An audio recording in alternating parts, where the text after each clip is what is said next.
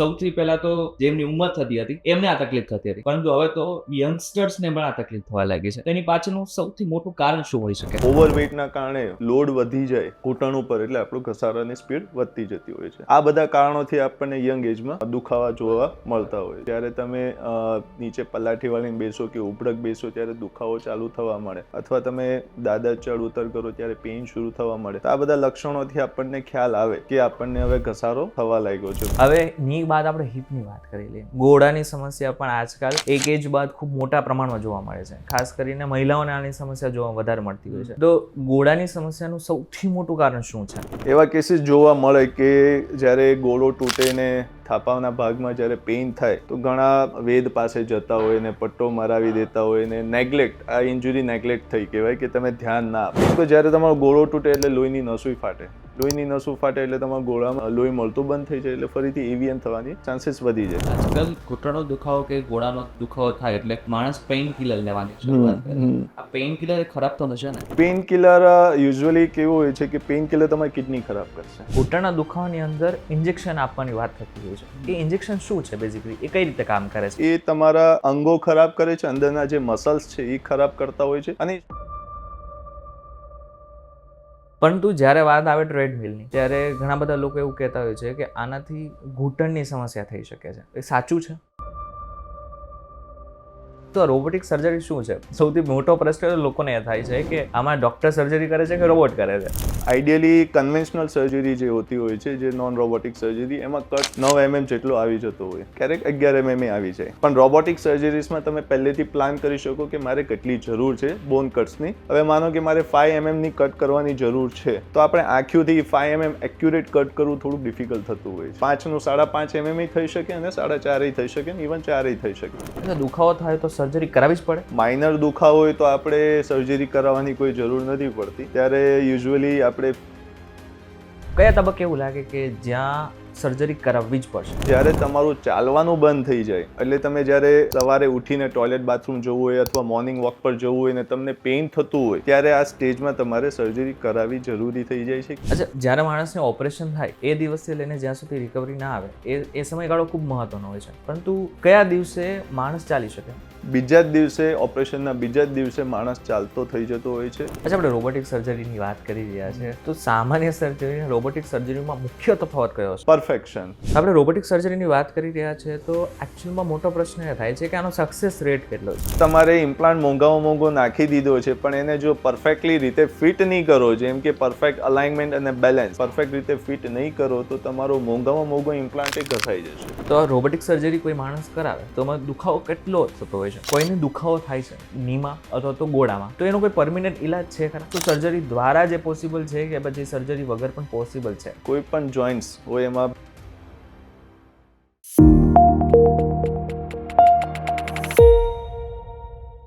નમસ્કાર, વીટીવી ડિજિટલમાં આપનું સ્વાગત છે. હું છું આપનો દોસ્ત કરે ચલોત્રા. તમારા પરિવારમાં તો કદાચ તમને ઘૂંટણની અથવા તો થાપાની, ગોળાની તકલીફ હશે, અને જેટલા લોકોને હશે એમને ચોક્કસથી ખબર હશે કે આ દર્દ અસહ્ય દર્દ છે. ઘણી બધી વખત દવા લેવા છતાં પણ આ મટતું નથી.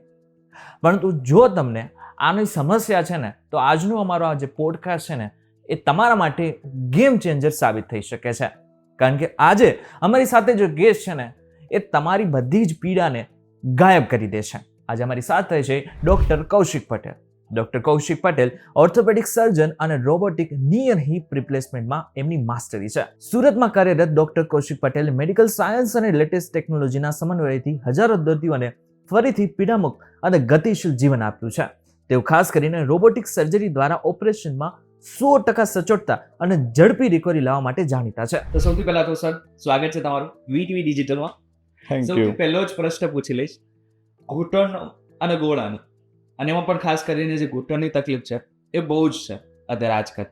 સૌથી પહેલા તો ખાલી સામાન્ય જેમની ઉંમર થતી હતી એમને આ તકલીફ થતી હતી, પરંતુ હવે તો યંગસ્ટર્સને પણ આ તકલીફ થવા લાગી છે. તેની પાછળનું સૌથી મોટું કારણ શું હોઈ શકે? આપણે પહેલાંના સમયમાં જોતા, આપણા માતા પિતાના સમયમાં, ત્યારે એક એજ હતી ત્યારે પેઇન શરૂ થતો. યુઝ્યુઅલી 60ની આજુબાજુ એજ થતી ત્યારે ઘૂંટણના દુખાવા શરૂ થતા.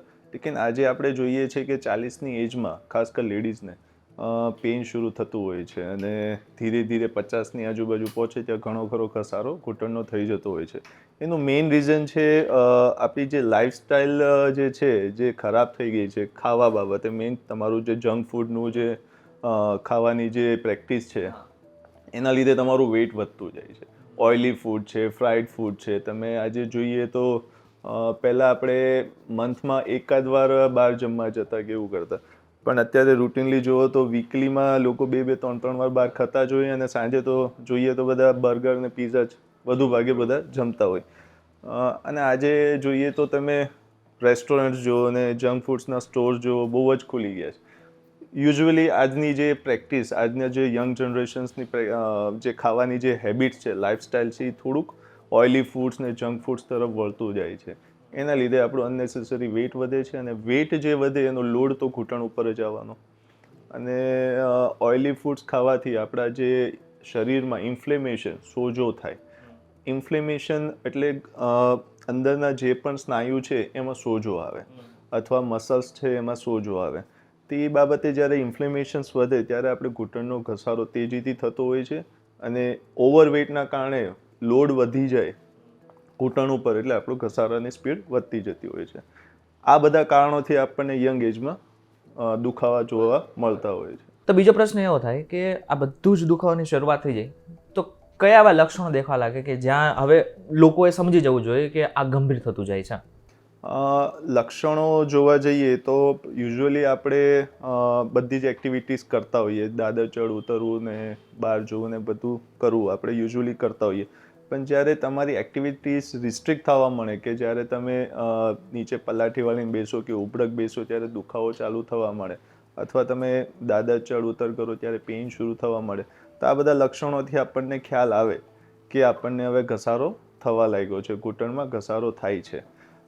યુઝ્યુઅલી કેવું હોય, ઇનિશિયલ સ્ટેજ જે હોય એમાં આપણું કાર્ટિલેજ ખાલી સોફ્ટ થતું હોય, ઘસાતું ના હોય, ખાલી નરમ થતું હોય. કાર્ટિલેજ એટલે ગાદી, ઘૂંટણની ગાદી. ઘૂંટણની ગાદી નરમ થતી હોય ત્યારે એટલો બધો ઘસારો ના હોય એટલે આપણને પેઇન પણ એટલું ગંભીર ના થતું હોય. અમુક એક્ટિવિટીઝમાં જેમ કે પાલથી મારીએ, કૂકડું બેસીએ ત્યારે આપણને દુખાવો થતો હોય છે.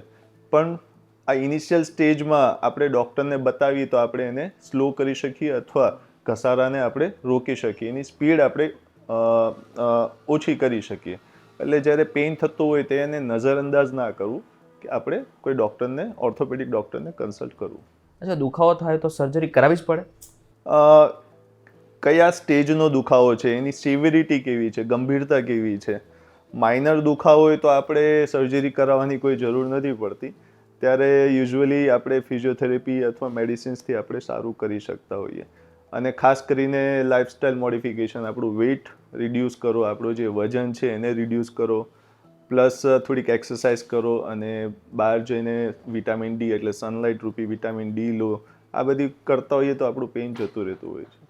વિટામિન ડીની વાત કરી રહ્યા છો. જનરલી આ મોટાભાગના ડૉક્ટર્સ કઈ નાખે છે કે ડૉક્ટર્સને લોકોએ વિટામિન ડી લેવું જોઈએ, પરંતુ લોકોને એકચ્યુઅલી ખબર નથી પડતી કે વિટામિન ડી શું કામ લેવું જોઈએ. એક નાનકડું લોકો માટે કહી દો. વિટામિન ડી એકચ્યુઅલી આપણે જે કેલ્શિયમ રૂપી જે કંઈ ખોરાક લેતા હોઈએ, જેમ કે આપણે દૂધ કે દહીં કે છાશ જે પણ આપણે જમતા હોઈએ એમાં કેલ્શિયમ જ્યારે આપણા શરીરની અંદર જાય તો એને આપણા અંગો સુધી, હાડકાં સુધી પહોંચાડવા માટે એક વાહન રૂપી વિટામિન ડી જોઈએ. વિટામિન ડી છે એક આપણી વાહન છે જે કેલ્શિયમને, આપણા ખોરાકમાં જે કેલ્શિયમ ખવાતું હોય એને આપણે મસલ્સ સુધી ને હાડકાં સુધી પહોંચાડતા હોઈએ. વિટામિન ડી નહીં હોય ને તમે કેલ્શિયમ લીધા કરશો તો એનો કોઈ ઉપયોગ નહીં થાય, સીધું એ વેસ્ટેજમાં નીકળી જશે. અને જ્યારે પણ તમારા શરીરમાં કેલ્શિયમ ઘટશે તો એ તમારા હાડકામાંથી શરીર ચૂસી લેશે. એટલે વિટામિન ડી જરૂરી છે તાકી તમારા બોન્સ, મસલ્સ બધા સ્ટ્રોંગ રહે. હવે વિટામિન ડી ક્યાંથી મળે? યુઝ્યુઅલી જે ઓફિસમાં જે રહેતા હોય કે ઇન્ડોર્સમાં વધુ રહેતા હોય, અંદર ઓફિસમાં વધુ બેઠતા હોય એને વિટામિન ડી યુઝ્યુઅલી ઓછું હોય છે કેમ કે સનલાઇટ ઓછું મળતું હોય. તો જેને સનલાઇટમાં ઓછું ફરવાનું હોય એ સપ્લિમેન્ટ્સ લઈ શકે, અથવા જે બહાર ફરતા હોય ને સનલાઇટ લઈ શકતા હોય અથવા મોર્નિંગ વોકમાં સનલાઇટ લેતા હોય તેને પૂરતું વિટામિન ડી મળી જતું હોય છે. એટલે વિટામિન ડી હોવું જરૂરી છે શરીરની અંદર. વિટામિન ડી લેવાય કે પછી મલ્ટીવિટામિન લઈ લે તો ચાલે? ના, મલ્ટીવિટામિન્સમાં વિટામિન ડી નથી હોતું. એમાં બી કોમ્પ્લેક્સ વિટામિન્સ ને એવા બધા હોતા હોય છે. પણ વિટામિન ડીનું અલગથી સપ્લિમેન્ટેશન લેવું પડે. લેવું છે. અચ્છા, આપણે ની રિપ્લેસમેન્ટ ઉપર પાછા આવી જઈએ. કયા તબક્કે એવું લાગે કે જ્યાં સર્જરી કરાવવી જ પડશે? એવો કયો દુખાવો થવા લાગે કે જ્યાં ખબર પડી જાય કે હવે માણસને સર્જરી કરાવવી જ પડશે? જ્યારે આપણને પેઇન અતિશય વધતું જતું હોય છે, જેમ કે તમને ઘણીવાર પેશન્ટ્સ અમારી પાસે આવતા હોય કે સર અમે ચાલી ફરી શકીએ છીએ પણ પલાઠી ઉબળક નથી બેસી શકતા અને દાદર ચડ ઉતર નથી કરી શકતા, બાકી અમે ચાલી શકીએ છીએ, એમાં કંઈ વાંધો નથી અને રાત્રે નીંદર પણ આવે છે. તો એ સ્ટેજ નથી આપણે સર્જરી કરાવવાનો. ઓકે. બિકોઝ કે પલાઠી ઉબળક બેસવું એ તમે મોડિફાઈ કરી શકો કે તમે ખુરશીમાં બેસો, વેસ્ટર્ન ટોયલેટનો યુઝ કરો, એ બધું તમે મોડિફાઈ કરી શકો. પણ તમે ચાલો ફરો છો ત્યાં સુધી સર્જરીની કોઈ જરૂર નથી હોતી. પણ જ્યારે તમારું ચાલવાનું બંધ થઈ જાય, એટલે તમે જ્યારે સવારે ઉઠીને ટોયલેટ બાથરૂમ જવું હોય અથવા મોર્નિંગ વોક પર જવું હોય ને તમને પેઇન થતું હોય, ત્યારે આ સ્ટેજમાં તમારે સર્જરી કરાવવી જરૂરી થઈ જાય છે. કેમ? તમારું બેઠાડું જીવન તમને બીજા રોગોને આમંત્રણ કરતું હોય છે. જેમ કે તમે એક જગ્યા પર બેઠા રહેશો ને બહાર વોક પર નહીં જશો, ફરશો નહીં, તો હાઇપરટેન્શન, ડાયાબિટીસ ને એવું બધું આવવા મળતું હોય છે. એટલે આપણે હરતું ફરતું જીવન હોય ત્યાં સુધી આપણે રોગોને દૂર રાખી શકીએ. એટલે જ્યારે તમારું ચાલવાનું બંધ થઈ જાય અથવા રાત્રે નીંદર આવતી બંધ થઈ જાય, પગ થોડા કે હલે ને તમને દુખાવા લાગે, ત્યારે ની રિપ્લેસમેન્ટ જરૂરી થતું હોય છે. અને એની એક એજ હોય છે. આ બધી વસ્તુનું થવાનું એક એજ હોય છે. અરાઉન્ડ 55 to 60 એજમાં આ બધી વસ્તુ શરૂ થઈ જતી હોય છે. ઘણીવાર 60ની એજમાં પણ ચાલી ફરી શકતા હોય ને પલાઠી ઉબળક નથી બેસી શકતા, મીન્સ જ્યારે પલાઠી ઉબળક આપણે બેસીએ ત્યારે પેઇન થતું હોય છે અને ચાલી ફરી શકો છો, ત્યારે પણ આપણે સર્જરીની કોઈ જરૂર નથી હોતી. ખાલી આપણે ફિઝિયોથેરાપી કરીએ અને અમુક મુમેન્ટ્સ જેમ કે પલાઠી ઉબળક બેસવાનું આપણે બંધ કરીએ તો આપણે આને લંબાવી શકીએ. ઘૂંટણના દુખાવાની અંદર ઇન્જેક્શન આપવાની વાત થતી હોય છે. એ ઇન્જેક્શન શું છે બેઝિકલી? એ કઈ રીતે કામ કરે છે? આમાં બે ટાઈપના ઇન્જેક્શન હોય છે. એક હોય છે સ્ટીરોઇડ ઇન્જેક્શન્સ, જે સસ્તું હોય છે, પણ યુઝ્યુઅલી સ્ટીરોઇડ ઇન્જેક્શન દેવું ના જોઈએ ઘૂંટણની અંદર, બિકોઝ એ તમારા અંગો ખરાબ કરે છે, અંદરના જે મસલ્સ છે એ ખરાબ કરતા હોય છે અને એ શોર્ટ ટર્મ રિલીફ આપે. શોર્ટ ટાઈમ જ રિલીફ આપશે તમને, 2 કે 3 મહિના, વધીને 6 મહિના તમને રિલીફ આપશે, ફરી પેઇન ચાલુ થઈ જશે. પણ એના કોમ્પ્લિકેશન્સ ઘણા હોય છે, જેમ કે ઇન્ફેક્શન થવું, અંદર પાક લાગી જવો અને અંદર સોજો આવી જવો, આવું બધું થાય. એના કારણે આપણે ઇન્જેક્શન ના લેતા હોય. અમે કોઈને એડવાઇઝ નથી કરતા કે તમે સ્ટીરોઇડનું ઇન્જેક્શન લો. અને બીજા ટાઈપનું ઇન્જેક્શન આવે જેલી, જે વિસ્કો સપ્લિમેન્ટેશન કહેતા હોઈએ, જે અંદર જેલ ભરે લુબ્રિકેન્ટ્સ કરવા માટે ની જોઈન્ટ્સને.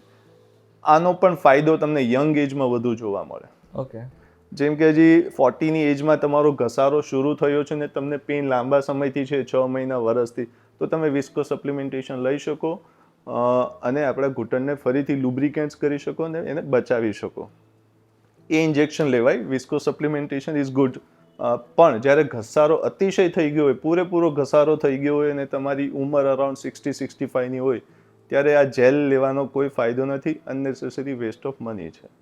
ત્યારે આપણે જેલ લઈએ તો તમને એમ વિચારો કે જેલ લેવાથી મારા ઘૂંટણ બચી જશે, તો એ ખોટી વાત છે. કેમ કે એકવાર ઘસારો પૂરો જ થઈ જતો હોય છે, ત્યારે જેલ લેવાથી તમારું જે કાર્ટિલેજ, ગાદી ખરાબ થઈ જતી હોય છે, ત્યારે જેલ નાખવાથી એ રીજનરેટ, નવી બનવાની નથી.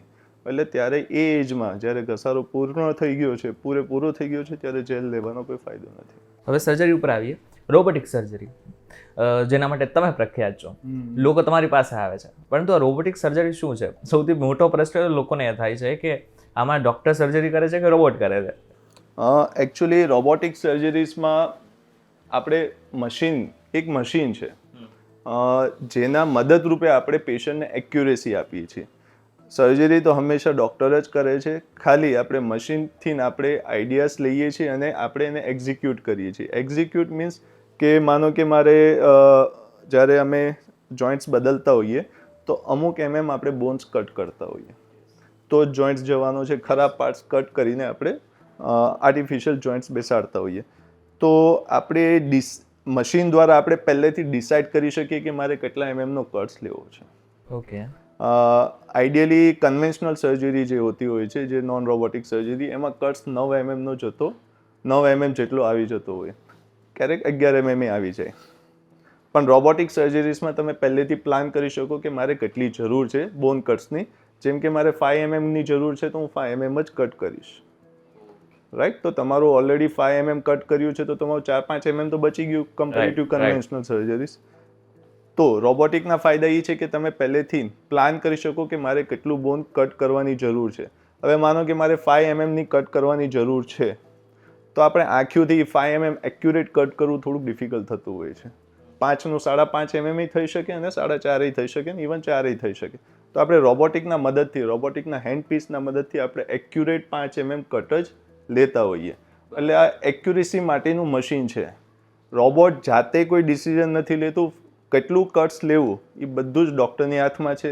કેટલું અલાઇનમેન્ટ, કેટલું બેલેન્સ કરવું એ બધું જ ડૉક્ટરની હાથમાં છે. ખાલી રોબોટ રૂપે આપણે એ જે પરફેક્શન આપીએ છીએ એ આપણને રોબોટ રૂપે પરફેક્શન મળતું હોય છે. બરાબર છે. તો રોબોટિક સર્જરી કોઈ માણસ કરાવે તો એમાં દુખાવો કેટલો થતો હોય છે? કારણ કે સૌથી મોટો પ્રશ્ન જ અહીં ઊભો આવે રહેતો હોય છે કે દુખાવો કેટલો થશે. કન્વેન્શનલ, મેં જેમ તમને હમણાં જણાવ્યું કે કન્વેન્શનલ સર્જરીઝમાં બોન કટ્સ થોડાક વધુ થતા હોય છે કમ્પેરી ટુ રોબોટિક સર્જરીઝ. કન્વેન્શનલ સર્જરીઝમાં તમારો ચીરો મોટો આવે છે, પ્લસ તમારા બોન કટ્સ વધુ થતા હોય છે, લોહીનો થોડોક બગાડ વધુ થતો હોય છે અને મસલ્સ ડેમેજ વધુ થાય છે, ટિશ્યુ સ્નાયુનું ડેમેજ વધુ થાય છે. રોબોટિક સર્જરીઝમાં ફાયદા એ છે કે તમારે જેટલી જરૂર છે એટલું જ આપણે હાડકું કાપીએ છીએ. ઓકે. અને પ્લસ સ્નાયુનું ડેમેજ થતું નથી.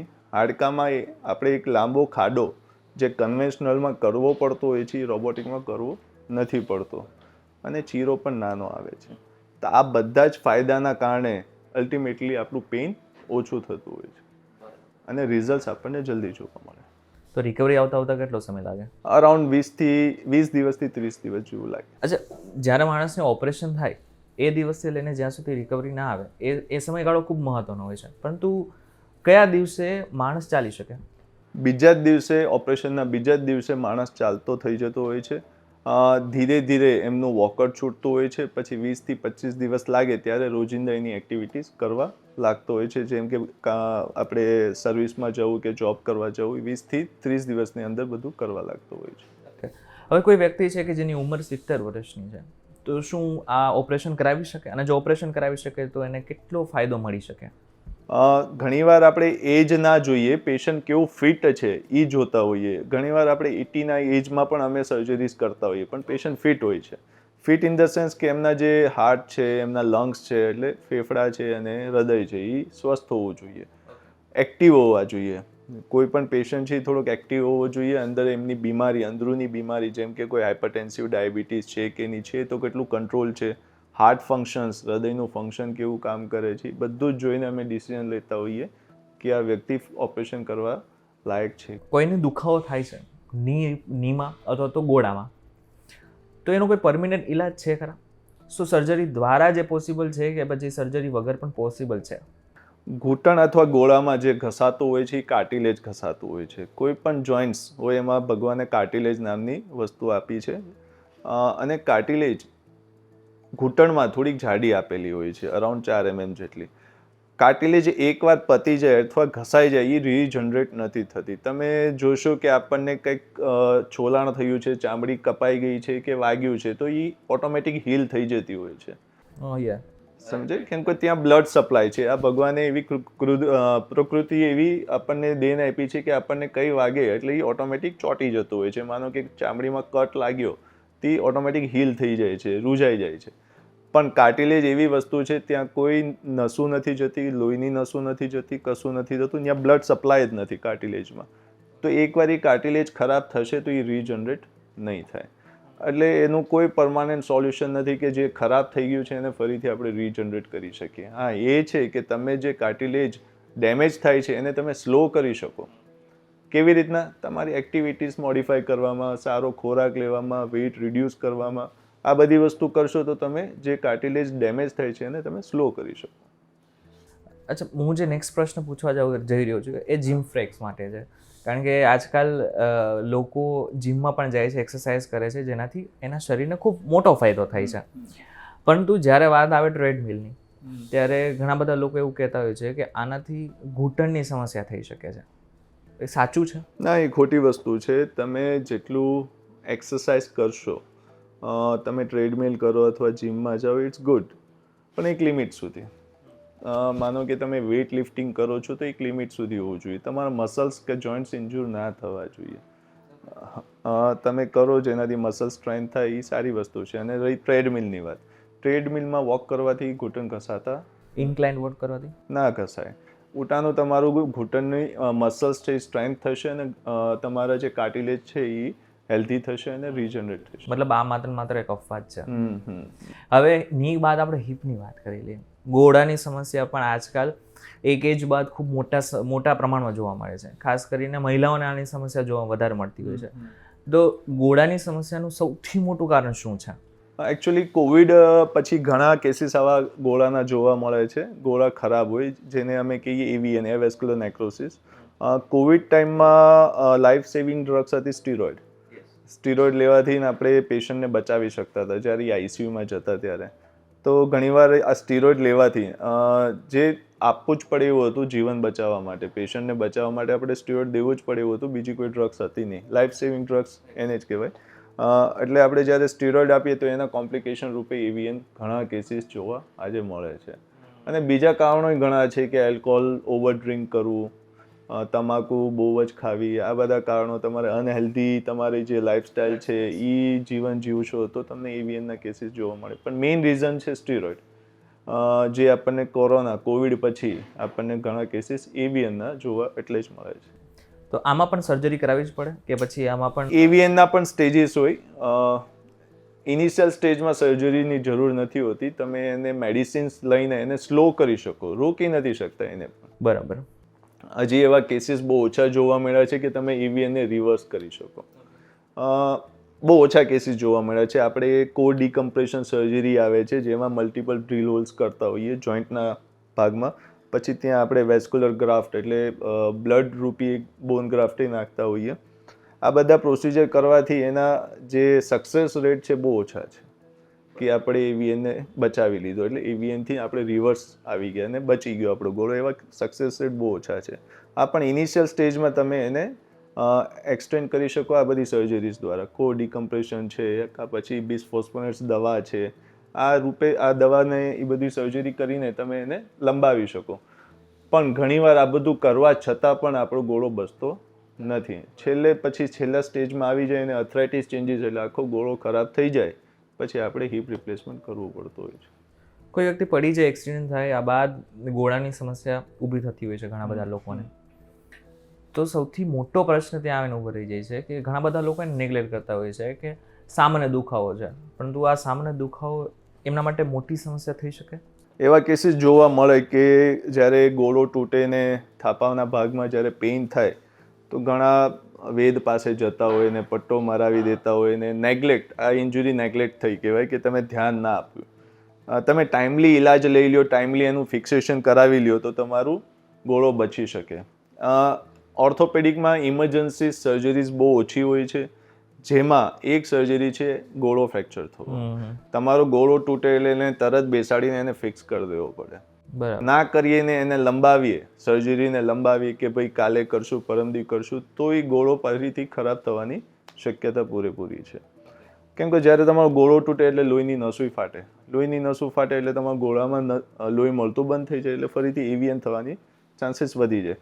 એટલે ઓર્થોપેડિક પ્રેક્ટિસમાં બહુ ઓછા કેસીસ છે જે ઇમરજન્સી કહેવાતા હોય છે, એમાં એક આ છે. બરાબર. નેક ફીમર ફ્રેક્ચર એટલે ગોળાને તૂટી જવો, તો આપણે જેવું પેશન્ટ આવે અમારે એને ફિક્સ કરવું પડતું હોય છે. પણ ઘણા પેશન્ટ જ અમારી પાસે લેટ આવે છે. હવે જેવી રીતના ની રિપ્લેસમેન્ટ માટે રોબોટિક સર્જરી છે, એવી રીતના હિપ માટે પણ છે. હા છે ને.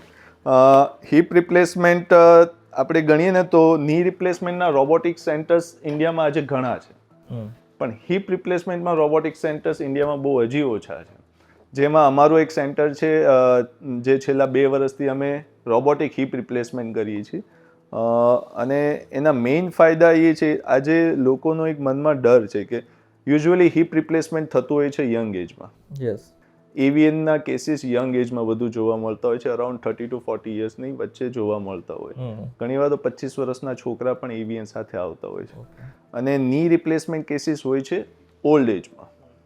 તો જ્યારે યંગ એજમાં જોવા મળે તો એમને એક્ટિવ લાઈફ હોય, એમને ઉપર ઘર આખું ચલાવવાનું દબાણ હોય, રાઈટ. રાઈટ. તો એ બિચારા બહુ ગભરાઈને સર્જરી કરતા હોય છે કે હું ફરીથી કામ કરી શકીશ કે નહીં, ને મારી અર્નિંગ કેવી રહેશે, અને એક ડર કે ગોળો ચેન્જ કર્યા પછી ખસી તો નહીં જશે, હું એક્ટિવિટીઝ બાઇક ને એવું બધું ચલાવી શકીશ કે નહીં.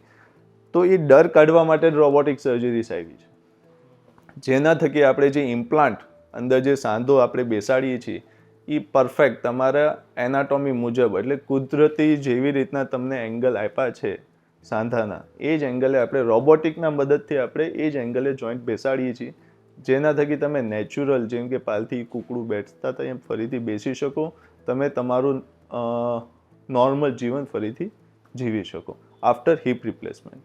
અચ્છા, આપણે રોબોટિક સર્જરીની વાત કરી રહ્યા છે, તો સામાન્ય સર્જરી અને રોબોટિક સર્જરીમાં મુખ્ય તફાવત કયો છે? પરફેક્શન.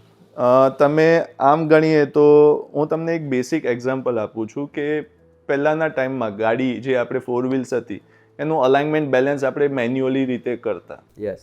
ડ્રાઈવર ચલાવતો, જે બાજુ ગાડી આમ ઝૂકી જતી, નમી જતી, એ બાજુ કંઈક એ વેટ્સ ને એવું બધું નાખતો ને એવું બધું મેનેજ કરતા.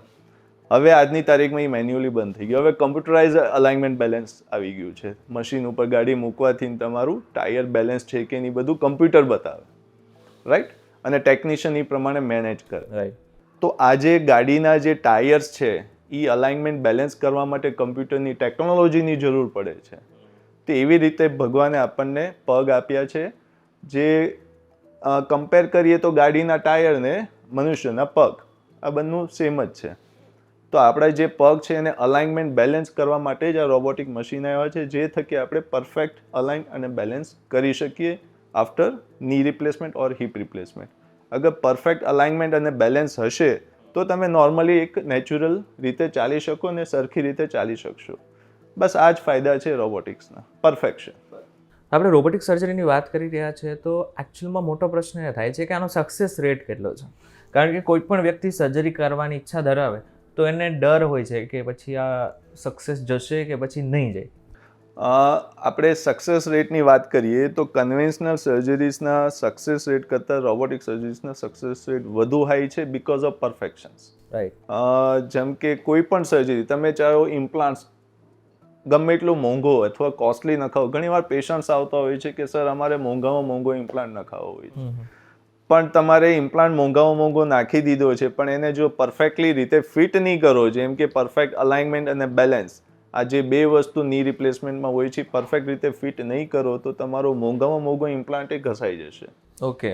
તો મેઇન હોવું જોઈએ કે તમારે સાંધો તો સારો હોવો જ જોઈએ પણ એ ફિટેડ પણ પરફેક્ટ રીતે થવો જોઈએ, જે રોબોટિક દ્વારા આપણે 100% આપી શકતા હોઈએ છીએ. તો આપણે ગણીએ તો કન્વેન્શનલ સર્જરી કરતાં રોબોટિક સર્જરીના સક્સેસ રેટ વધુ છે, અરાઉન્ડ 95 to 99%. તો રોબોટિક સર્જરી કોઈ વ્યક્તિ કરાય તો એ બાદ એને શું ધ્યાન રાખવું જોઈએ? કારણ કે એ બાદની જે પ્રોસેસ છે એ પણ લોકો માટે ઇમ્પોર્ટન્ટ છે. પ્રોસેસ પછીની તો સેમ જ હોય છે કન્વેન્શનલ અથવા રોબોટિક્સની. ફિઝિયોથેરાપી, ફિઝિયોથેરાપીની જરૂર કેવી રીતના અને શું પડે એ હું તમને સમજાવું. જેમ કે આપણે ઘણા સમયથી આપણને ઘૂંટણ દુખતા હોય, યુઝ્યુઅલી ની રિપ્લેસમેન્ટ પેશન્ટ તરત તો નથી આવી જવાનું, 5 વર્ષ કે 3 વર્ષથી પેઇન થતું હોય છે, પછી પેશન્ટ ની રિપ્લેસમેન્ટ કરાવવા આવે, લાસ્ટ સ્ટેજ પર હોય. તો 3-4 વર્ષથી એમની એક્ટિવિટીઝ ઘણી ઘટી જતી હોય છે, એટલે બેડ રિડન જેવું જિંદગી હોતું હોય છે, ઘરે બેસવું ને આરામ કરો, બહાર ક્યાંય જતા ના હોય, કેમ પેઇન થતું હોય, એટલે તમારા મસલ્સ વીક થઈ જાય. તમે ક્યાંય જાઓ નહીં તો મસલ્સ પાવર ખોવાઈ જવાનો છે, રાઈટ. તમે કંઈ કામ જ ના કરો તો તમારા હાથના પાવર એ ખોવાઈ જશે, એટલે મસલ્સ વીક થઈ જવાના છે. તો આપણે ફિઝિયોથેરાપી શું લેવાના કરતાં જે તમારો પાવર, જે મસલની તાકાત ઓછી થઈ ગઈ છે એ આપણે ઓપરેશન ફરીથી લાવવાની કોશિશ કરતા હોઈએ, કે જેમ પહેલાં મસલ્સના પાવર હતા એ ફરીથી આપણે એને આપી દઈએ તો સરખી રીતે ચાલવા મળે. તો સર્જરી પછી દાદરા પણ ચડી શકે? હા, બધું જ કરી શકાય, દાદર પણ ચડી શકાય ને તમે બધી જ એક્ટિવિટી આરામથી કરી શકો. અને ન્યુટ્રિશનની રીતે શું શું ખાવું જોઈએ સર્જરી બાદ? સર્જરી બાદ આમ જોવા જઈએ તો અમે બધા જ પેશન્ટને એમ જ કહીએ ઘરનો ખોરાક ખાઓ, સારો ખોરાક, બીજું કંઈ આમાં એક્સ્ટ્રા લેવાની જરૂર નથી હોતી, કેમ કે આપણે ઘરનો જે ખોરાક છે એમાં બધા ન્યુટ્રિશન્સ મળી જતા હોય છે. સિઝનલ ફ્રૂટ્સ ખાઓ, આ બધું ખાવાનું એટલે તમને બધા ન્યુટ્રિશન મળી જતા હોય છે. કોઈ સપ્લિમેન્ટ્સ લેવાની આઈ થિંક જરૂર નથી પડતી અનટિલ તમારું ડાયજેશન વીક ના હોય, જે ઓલ્ડ એજમાં જોવા મળતું હોય. તમે આપણા ઘરમાં જે આપણા દાદા દાદી હોય ઘણીવાર આપણે જોતા હોય કે એમનો ખોરાક ઘટી ગયો હોય, ખાઈ ના શકતા હોય, બિકોઝ ડાયજેશન ઘટી જાય એક ઉંમર પછી. ત્યારે આપણે એમને કંઈક મલ્ટીવિટામિન્સ કે વિટામિન ડીની દવાઓ ને એવું બધું આપતા હોય તાકી એમનું હેલ્ધી જીવન રહે. પણ જ્યાં સુધી આપણે બધું જમી શકતા હોય ત્યાં સુધી આ બધી વસ્તુ લેવાની કંઈ જરૂર નથી. ઇન્ડિયન ફેમિલીઝમાં એક વસ્તુ કિચનમાં ખૂટતી હોય છે, એ છે પ્રોટીન્સ. હેડ ટુ ટો સુધી પ્રોટીન બધી જ જગ્યા ઉપર છે. અને ખાસ કરીને અગર ની વાત કરીએ કે પછી ગોળાની વાત કરીએ, એમાં પણ પ્રોટીન તો એટલું જ ઇમ્પોર્ટન્ટ છે. હવે જ્યાં સુધી પ્રોટીનની જે ઉણપ છે એ પૂરી નહીં થઈ ત્યાં સુધી લાગે છે કે પછી આ સર્જરીનો પછી મતલબ છે. પ્રોટીન્સ તમે વાત સાચી કરી. ઇન્ડિયન ફૂડ જે આપણે ખોરાક ખાઈએ છીએ એ કાર્બોહાઈડ્રેટ લોડેડ છે. રાઈસથી લઈને તમે ગણો તો રોટલી ને બધું કાર્બોહાઈડ્રેટ લોડેડ છે ને આપણે બધા વેજીટેરિયન. હા, એક્ઝેક્ટલી. તમને પ્રોટીન્સ મળવું અઘરું છે. એક પનીર ને દૂધમાં જ મળી શકે, બીજું તો બહુ અઘરું છે. એટલે આપણે લોકોને સલાહ આપતા હોઈએ કે થોડુંક તમે જે કે ચણા છે કે મગ છે એ રૂપે પ્રોટીન લ્યો, પનીર ખાઓ. આ બધામાં પ્રોટીન હોય છે, જેમ કે બદામ છે. આ બધી વસ્તુ પ્રોટીન યુક્ત હોય છે, એટલે પ્રોટીન્સ ખાવું જરૂરી છે. પ્રોટીન તમારા શરીરમાં પૂરું જશે તો તમારા મસલ સ્ટ્રોંગ રહેશે, તમારા બોન સ્ટ્રોંગ રહેશે. હવે ઘણીવાર પ્રશ્ન પૂછતા હોય કે પહેલાંના જમાનામાં કાં એવું બધું ખાતા, કાજુ બદામ ને, પણ પહેલાંના જમાનામાં એ લોકો નકરું દાળ ખાતા. તમે એમનો ખોરાક જોશો તો સબ્જી ઓછી બનતી. સબ્જી લેવા કોણ જાય? ગામમાં કોણ સબ્જી બનાવે? ત્યારે બધું દાળ વધુ ખાતા, રોટલા ને દાળ. તો દાળમાં પ્રોટીન જ હોય. અને આજે આપણે દાળ બનાવીએ, બપોરે દાળ ભાત બનીએ તો એમાં દાળ પાણી જેવી જોઈએ. એક વાટકાની દાળમાં આખા ઘરને પોસાઈ જાય. તો 100 ગ્રામની દાળમાં 20 ગ્રામ જ પ્રોટીન હોય, બાકી તો બધું કાર્બ્સ હોય. એટલે આપણે દાળ ખાવી, ચણા ખાવા, આ બધું ખાશો તો તમને પ્રોટીન પૂરું મળશે. પ્રોટીન લેવું તો જરૂરી છે. આખા દિવસમાં કેટલું પ્રોટીન, કેટલા ગ્રામ? યુઝ્યુઅલી 1 ગ્રામ પર કેજી બોડી વેટ. તમે 70 કિલોના છો તો 70 ગ્રામ પ્રોટીન હોવું જોઈએ, ઓછામાં ઓછું. હા, પણ એટલું કોઈ લેતું નથી. પણ યુઝ્યુઅલી 50 ગ્રામની આજુબાજુ લ્યો તો પણ ચાલી શકે. ની રિપ્લેસમેન્ટ ઉપર પાછા આવીએ. હવે આ જે દુખાવો છે એ નાના બાળકોને આજકાલ જોવા મળે છે. અમુક એવા કેસીસ છે કે જેમાં નાના બાળકોને આ સમસ્યા થઈ શકે છે. તો જીન્સને હિસાબે થઈ શકે છે કે પછી કોઈ બીજું કારણ હોઈ શકે? નાના બાળકોને જોવા જે દુખાવા હાડકાના ને એવા થતા હોય, મેઇનલી તો વિટામિન ડીના કમીના લીધે જ થતા હોય. બિકોઝ આજે એવું છે કે ઘરની જે લેડીઝ છે, છોકરો કાળો ના થાય એટલે બહાર રખડવા નથી દેતા કે મારો છોકરો કાળો થઈ જશે, કાલે લગ્નમાં જવાનું છે, કાળો લાગશે, બધા પૂછશે, એ ડરથી એને જવા નથી દેતા. તો જ્યારે તમે તડકામાં ના રખડાવો, તડકામાં છોકરો નહીં ફરે તો વિટામિન ડી નહીં મળે. વિટામિન ડી નહીં મળે એટલે રિકેટ્સ નામની બીમારી થાય, જે વિટામિન ડીના કમીના લીધે છોકરામાં જોવા મળે. અને જ્યારે રિકેટ્સ થાય એટલે એને બોન્સ પેઇન શરૂ થઈ જાય. એવું ના થવું જોઈએ. એટલે કાં તો તમે એને તડકામાં ફરવા દો, અને તડકામાં ફરવા છતાં પણ એને વિટામિન ડી ઘટતું હોય તો ડૉક્ટરને કન્સલ્ટ કરીને વિટામિન ડીનું સપ્લિમેન્ટેશન લેવું જોઈએ. આની પાછળ એક સોશિયલ મીડિયા પણ ક્યાંક ને ક્યાંક જવાબદાર છે. કારણ કે આજકાલ આપણે ઘણી બધી રીલ્સ જોઈએ છીએ કે જેની અંદર ખાસ કરીને એવું કહેવામાં આવે છે કે બહાર ન નીકળવું જોઈએ, યુવી પછી સનસ્ક્રીન લગાવીને નીકળવું જોઈએ. આ બધો એટલો ડર ભેગો કરી નાખ્યો છે કે જે આજકાલ બાળકો જે બહાર નીકળતા હતા એ જ અટકી ગયા છે. અને પહેલાં કેવું હતું, આજે તમે ફરવા જાય કે રમવા જાય તો હવે હાર્ડ સરફેસ થઈ ગયા, આરસીસી રોડ્સ ને આ બધું થઈ ગયું છે. તો એમને જ્યારે દોડે ફરે ત્યારે એના ની જોઈન્ટમાં ને બોન્સમાં ઇમ્પેક્ટ મોટો આવે. એક્ઝેક્ટલી. પહેલાં જમીન હતી જ્યાં ઇમ્પેક્ટ ઓછો આવતો. હવે તમારું આરસીસી રોડ્સ થઈ ગયા છે. ઇવન અમારી સોસાયટીમાં નીચે છોકરું છે તો આરસીસી રોડ ઉપર રમતું હોય, ક્રિકેટ ઇવન આરસીસી રોડ પર રમે, તો દોડે ત્યારે ઇમ્પેક્ટ વધુ આવે, વધારે બહાર આવે. હા, તો ઇમ્પેક્ટ વધુ આવશે તો પેઇન વધુ થશે. અને પહેલાં રો લેન્ડ હતી એટલે ખુલ્લી જમીનો, તેમાં રમવાની મજા આવતી, એટલું ઇમ્પેક્ટ ના આવતો, એટલે પહેલાં એટલા જ પેઇન જોવા ન મળતા. અચ્છા, થોડો એક ઇમ્પોર્ટન્ટ પ્રશ્ન કે સામાન્ય રીતે કોઈ પણ વ્યક્તિને આ રોબોટિક સર્જરી કરાવવી હોય તો ખરેખર ખર્ચાના હિસાબે થોડો ટેન્શનમાં આવી જતો હોય છે. તો આ બાબતે શું કહેશો? ખર્ચા ઘણીવાર કેવું હોય છે કે ખર્ચો બહુ મોંઘો નથી હોતો. રોબોટ આ તો એક માઇન્ડસેટ કરેલું છે કે ટેકનોલોજીની સર્જરીઝ તમારી બહુ મોંઘી હોય છે. એમાં ડિસ્પોઝેબલનો ખર્ચો લાગતો હોય છે પરની, જેનો અંદાજિત ગણો તો 30-40 હજાર જેવો ડિસ્પોઝેબલનો ખર્ચો લાગતો હોય છે. તો જ્યારે તમે 2-2.5 લાખ રૂપિયા ખર્ચીને ની રિપ્લેસમેન્ટ કરાવો છો તો આઈ થિંક 20-30-35 હજાર રૂપિયા વધી ખર્ચીને રોબોટિક સર્જરીઝ મોંઘી નથી. અને જે કંઈ 30-35 હજાર ખર્ચો છો એ રોબોટિક સર્જરી કરવા માટે જે ડિસ્પોઝેબલ લાગતું હોય છે એ એનો ખર્ચો છે. પણ એની સામે તમને પરફેક્શન એટલું મળે કે તમે રિકવર જલ્દી થાઓ. રિકવર જલ્દી થાઓ એટલે તમારો પાછળનો જે ફિઝિયોથેરાપીનો ખર્ચો છે એ બચી જવાનો છે. રાઈટ. આમ જોવા જઈએ તો હવે આપણે પોડકાસ્ટને એન્ડ ઉપર લઈ જઈએ. સામાન્ય રીતે મોટાભાગના પ્રશ્નો તો આપણે પૂછી લીધા, પરંતુ હજુ પણ ઘણા બધા લોકોના મનમાં આજે પણ પ્રશ્ન એ હશે કે ઘૂંટણ, ગોળો, સાંધાનો દુખાવો, જેને સામાન્ય રીતે લોકો વા કહીને બોલાવતા હોય છે. હવે વાની સમસ્યા પુરુષ અને સ્ત્રીમાં આજકાલ બંનેમાં જોવા મળે છે, પરંતુ સ્ત્રીમાં જોવા મળે છે એની પાછળનું, વધારે સ્ત્રીમાં જોવા મળે છે એની પાછળનું કારણ? વધુ સ્ત્રીમાં જોવા મળે એના પીછળનું કારણ તો જેનેટિક્સ જ હોય છે અને નેચરલ. ઘણી બીમારી પુરુષોમાં જોવા મળે, જેમ કે એન્કાલોઝિંગ સ્પોન્ડિલાઇટિસ, અને ઘણી બીમારી જે એક પ્રકારનો વાત છે એન્કાલોઝિંગ સ્પોન્ડિલાઇટિસ, અને ઘણી બીમારી લેડીઝમાં જોવા મળે જે છે રિમેટોઇડ આર્થરાઇટિસ. અમુક બીમારી લેડીઝમાં જોવા મળે, અમુક બીમારી મેલ્સમાં જોવા મળે. એના કોઈ સ્પેસિફિક કારણ નથી હોતા. પણ આ બીમારીનો એન્કાલોઝિંગ ગણીએ કે રુમેટોઇડની ગણીએ, આ બીમારીનો અંત નથી. એને તમે કંટ્રોલ કરી શકો દવા લઈને. તમે એમ વિચારો કે હું આયુર્વેદિક દવા લઈ લઈશ કે કોઈ દેશી દવા લઈને હું આ બીમારીને દૂર કરી દઈશ, તો એ ખોટી વાત છે. બરાબર. ઘણીવાર પેશન્ટ્સ રુમેટોઇડ અથવા એન્કાલોઝિંગ સ્પોન્ડિલાઇટિસ ડાયગ્નોઝ થતા હોય છે, તો એ પેશન્ટ્સ ડૉક્ટરની સલાહ ના માનીને દેશી દવાની સલાહો લેતા હોય કે ફલાણા ભાઈ હતા જેને બધું સારું કરી દીધું ને એની દેશી દવાથી બધું સારું થઈ જતું હોય છે, ત્યાં જતા હોય. સારું તો નથી થતું, પણ રુમેટોઇડ તમારું શરીર આખું ખોખલું કરી નાખે. જેમ કે તમારા બધા જ જોઈન્ટ્સ ખરાબ કરી નાખે, હાડકા આખા પોલા કરી નાખે, હૃદયને બધું જ ખરાબ, આંખ્યું ખરાબ કરી નાખે. તો બધાને મારી આ સલાહ છે કે એકવાર તમે રુમેટોઇડ અથવા એન્કાલોઝિંગ સ્પોન્ડિલાઇટિસ ડાયગ્નોઝ થાઓ તો એક પ્રોપર ડૉક્ટરને બતાવીને એને રેગ્યુલર ટ્રીટમેન્ટ લ્યો. જેમ કે ડાયાબિટીસનો કોઈ અંત નથી, એમ પણ વાની બીમારીનો કોઈ અંત નથી. એ દવા લેવાથી કંટ્રોલ રહેશે, મટશે નહીં ક્યારે. આ બહુ સરસ વાત કરી, કારણ કે આજકાલ ઘૂંટણનો દુખાવો કે ગોળાનો દુખાવો થાય એટલે માણસ પેઇન કિલર લેવાની શરૂઆત કરે છે. આ પેઇન કિલર એ ખરાબ તો હશે ને? પેઇન કિલર યુઝ્યુઅલી કેવું હોય છે કે પેઇન કિલર તમારી કિડની ખરાબ કરશે.